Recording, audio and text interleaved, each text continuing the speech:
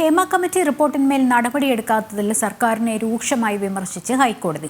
സർക്കാർ നിഷ്ക്രിയത്വം പാലിച്ചെന്ന് കോടതി കുറ്റപ്പെടുത്തി. ഹേമ കമ്മിറ്റി റിപ്പോർട്ടിന്റെ സമ്പൂർണ്ണ രൂപം പ്രത്യേക അന്വേഷണ സംഘത്തിന് കൈമാറാൻ ഹൈക്കോടതി നിർദ്ദേശിച്ചു. പ്രത്യേക അന്വേഷണ സംഘവും സർക്കാരും നടപടി റിപ്പോർട്ടും നൽകണം. വിവരങ്ങളുമായി രേഷ്മ ബാബു ചേരുന്നുണ്ട്. രേഷ്മ, ഈ റിപ്പോർട്ടിന്മേൽ നടപടിയെടുക്കാത്തതിൽ ഹൈക്കോടതിയുടെ രൂക്ഷ വിമർശനമാണല്ലോ സർക്കാരിന് ഏറ്റുവാങ്ങേണ്ടി വന്നത്. എന്തൊക്കെയാണ് ഇന്ന് കോടതിയിൽ സംഭവിച്ചത്? മാത്രമല്ല, പ്രത്യേക അന്വേഷണ സംഘവും സർക്കാരും നടപടി റിപ്പോർട്ട് നൽകണം എന്നൊരു നിർദ്ദേശം കൂടി ഹൈക്കോടതി മുന്നോട്ട് വച്ചിട്ടുണ്ടല്ലോ.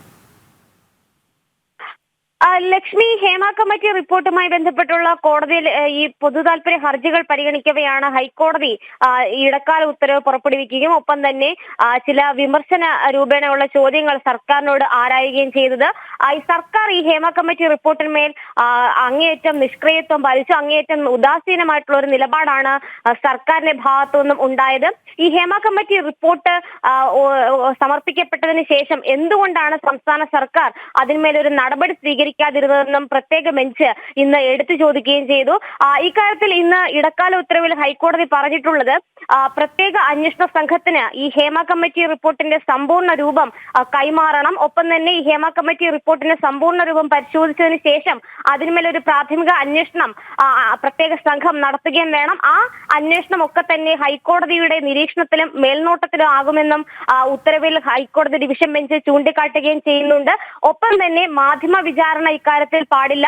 മാധ്യമങ്ങളോട് യാതൊരു കാരണവശാലും അന്വേഷണ ഉദ്യോഗസ്ഥൻ ഈ വിശദാംശങ്ങൾ സംസാരിക്കുവാനോ അവരുടെ മുന്നിൽ പരാതിക്കാരുടെ അല്ലെങ്കിൽ മറ്റ് കുറ്റവാളികളുടെ പേരുവിവരങ്ങൾ പുറത്തുവിടാനോ പാടില്ല തുടങ്ങിയ നിർദ്ദേശങ്ങളും ഹൈക്കോടതി നൽകുകയും ചെയ്തിട്ടുണ്ട്. കൂടാതെ രഹസ്യാത്മകത കാത്തുസൂക്ഷിച്ച് വേണം ഈ അന്വേഷണം പ്രത്യേക സംഘം മുന്നോട്ട് കൊണ്ടുപോകാനെന്നും ഹൈക്കോടതി പറഞ്ഞിട്ടുണ്ട്. എന്തായാലും ഇക്കാര്യത്തിൽ സംസ്ഥാന സർക്കാരിനോട് ഹൈക്കോടതി വിശദമായിട്ടുള്ള സത്യവാങ്മൂലം ആവശ്യപ്പെട്ടിട്ടുണ്ട്. അതോടൊപ്പം തന്നെയാണ് പ്രത്യേക അന്വേഷണ സംഘം എന്ത് നടപടിയാണ് ഇക്കാര്യത്തിൽ സ്വീകരിച്ചതെന്ന് കാട്ടിക്കൊണ്ട് നടപടി റിപ്പോർട്ട് കൂടി അടുത്ത ഒക്ടോബർ 3-ാം തീയതി പൊതുതാൽപര്യ ഹർജികൾ പരിഗണിക്കുന്ന വേളയിൽ സംസ്ഥാന സർക്കാർ സമർപ്പിക്കുകയും വേണം. ഇന്ന് സർക്കാരിന് വേണ്ടിയിട്ട് ഏജ് ഹാജരായിക്കൊണ്ട് ഹൈക്കോടതി അറിയിച്ചിട്ടുള്ളത്, ഈ പ്രത്യേക അന്വേഷണ സംഘം രൂപീകരിച്ചുകൊണ്ട് ഏകദേശം വിവിധ സ്റ്റേഷനുകളിലായിട്ട് 23ഓളം കേസുകൾ രജിസ്റ്റർ ചെയ്തിട്ടുണ്ട്. ആ കേസുകളൊക്കെ തന്നെ ഈ പ്രത്യേക സംഘത്തിന് കീഴിൽ അന്വേഷണത്തിൽ പുരോഗതിയിൽ ഉണ്ട് അതടക്കമുള്ള കാര്യങ്ങളാണ് സംസ്ഥാന സർക്കാരിന് വേണ്ടിയിട്ട് ഏജ് ഹൈക്കോടതിയിൽ വ്യക്തമാക്കിയത്. പക്ഷെ അതൊന്നും തന്നെ ഹൈക്കോടതി കാര്യമായിട്ട് എടുത്തില്ല. മറിച്ച് ഇത്രയും നാളും, അതായത് 2019 ഈ ഹേമ കമ്മിറ്റി റിപ്പോർട്ട് സമർപ്പിക്കപ്പെടുമ്പോൾ അതിനുശേഷം DGPക്ക് 2021 ഈ റിപ്പോർട്ട് കൈമാറുന്നുണ്ട്. അതിനുശേഷവും യാതൊരു നടപടിയും സർക്കാരിൽ നിന്നോ DGPയിൽ നിന്നോ ഉണ്ടായിട്ടില്ല. പ്രത്യേകിച്ച് ഈ സിനിമാ മേഖലയിലെ ലൈംഗിക അതിക്രമങ്ങൾ സംബന്ധിച്ചുള്ള ഒരുപാട് കണ്ടെത്തലുകൾ ഈ റിപ്പോർട്ടിന്മേലുണ്ട്. അതിൽ ഒരു ഉദാസീനമായിട്ടുള്ള നിലപാട് സർക്കാർ കൈക്കൊള്ളുകയായിരുന്നു തുടങ്ങിയ അതിരൂക്ഷമായിട്ടുള്ള വിമർശനങ്ങളാണ് ഹൈക്കോടതിയിൽ നിന്നും ഉണ്ടായത്. എന്തായാലും പ്രത്യേക അന്വേഷണ സംഘം ഈ പ്രാഥമിക അന്വേഷണം നടത്തിയതിനു ശേഷം അനുയോജ്യമായിട്ടുള്ള നടപടികൾ സ്വീകരിക്കണമെന്നാണ് ഡിവിഷൻ ബെഞ്ച് നൽകിയിട്ടുള്ള നിർദ്ദേശം. അതിന്റെ അടിസ്ഥാനത്തിൽ ഈ പ്രത്യേക സംഘം നൽകുന്ന നടപടി റിപ്പോർട്ട് ഹൈക്കോടതി പരിശോധിക്കും. അതിനുശേഷമായിരിക്കും തുടർ നീക്കങ്ങളിലേക്ക് അല്ലെങ്കിൽ തുടർ തീരുമാനങ്ങളിലേക്ക് ഹൈക്കോടതി കടക്കുക.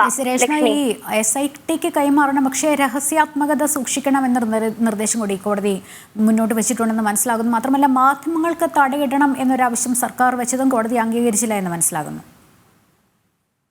ലക്ഷ്മി, മാധ്യമങ്ങളെ വിലക്കണമെന്നുള്ള ആവശ്യം ഹൈക്കോടതി അംഗീകരിച്ചിട്ടില്ല. മറിച്ച് മാധ്യമ വിചാരണ ഇക്കാര്യത്തിൽ പാടില്ല എന്നുള്ളൊരു നിലപാട് ഹൈക്കോടതി എടുത്തു പറഞ്ഞിട്ടുണ്ട്. ഉത്തരവാദിത്വ ബോധത്തോടുകൂടി മാധ്യമങ്ങൾ പെരുമാറുമെന്നാണ് വിചാരിക്കുന്നതെന്നും ഡിവിഷൻ ബെഞ്ച് എടുത്തു പറയുകയും ചെയ്തിട്ടുണ്ട്. അതോടൊപ്പം തന്നെയാണ് ഈ ഹേമ കമ്മിറ്റി റിപ്പോർട്ടിന്മേൽ അന്വേഷണം നടത്തുന്ന വേളയിൽ ഹൈക്കോടതിയുടെ നിരീക്ഷണവും ഈ മേൽനോട്ടവും ഉണ്ടാകുമെന്നുള്ളത്.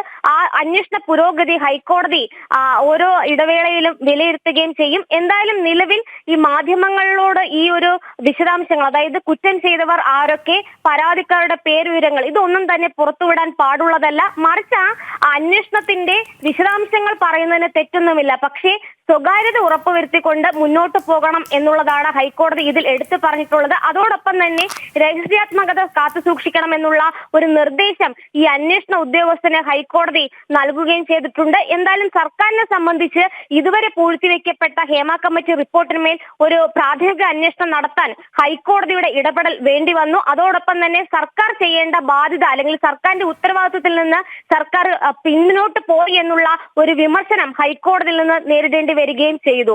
ലക്ഷ്മി. ശരി, രേഷ്മയാണ് വിവരങ്ങൾ നൽകിക്കൊണ്ടിരുന്നത്.